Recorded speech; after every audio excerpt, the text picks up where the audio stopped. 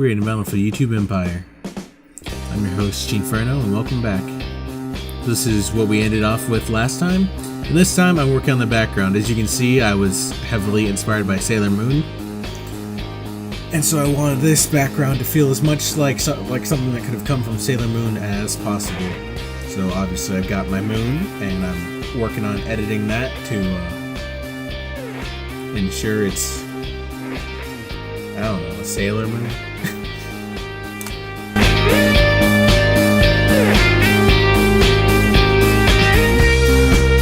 My computer was being really slow at that time. It was very frustrating. So then I used just that sort of dot pattern to make the stars.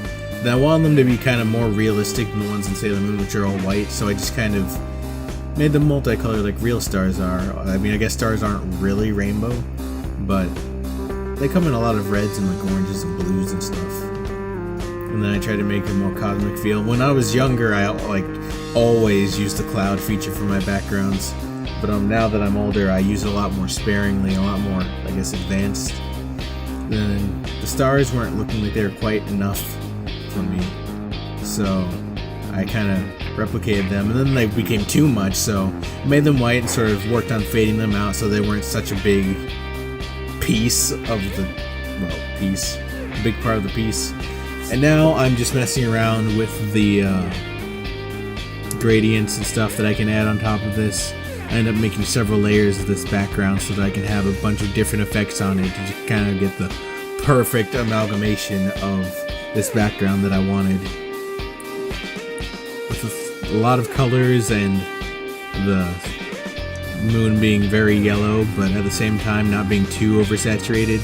And another thing I like to do with my shading is I often like to darken the shading, after everything's finished with a dark blue color. Usually that can change from time to time, and then I usually like to layer a lot of different gradients on top of it to give it a sort of, different effect. It's something I don't always do, but on rare occasions I'll do it. Like here, for example, is I'll put the bevel. It's a bevel, but it's called what is that called? I realize you guys are reading it, but I can't read it right now because it's very small. But I usually I don't usually like to do that, but on rare occasions like this one, I like to do that.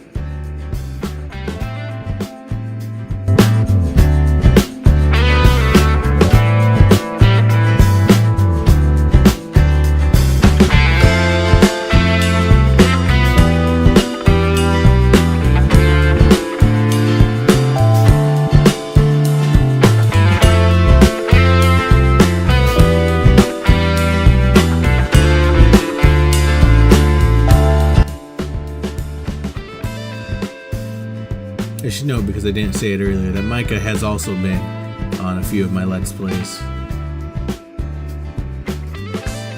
Probably most notably he was on our Metroid Blast Let's Play.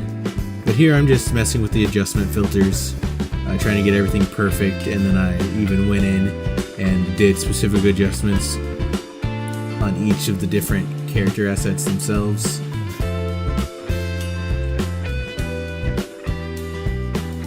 Trying to make sure it's not too dark or too light. And then here you have it, the final product, the final product. Thank you for watching. I hope you enjoyed this, and if you did, feel free to give it a like. Otherwise, if you're not already subscribed, then hit that subscribe button. It just takes one click. And if you have any questions or comments, feel free to leave them in the comment section down below. And in my description, there are links to my social media and other things, Twitter and stuff. And you can also feel free to check out some of my older speed draw videos. But with all that said, thank you for watching, and I will see you next time.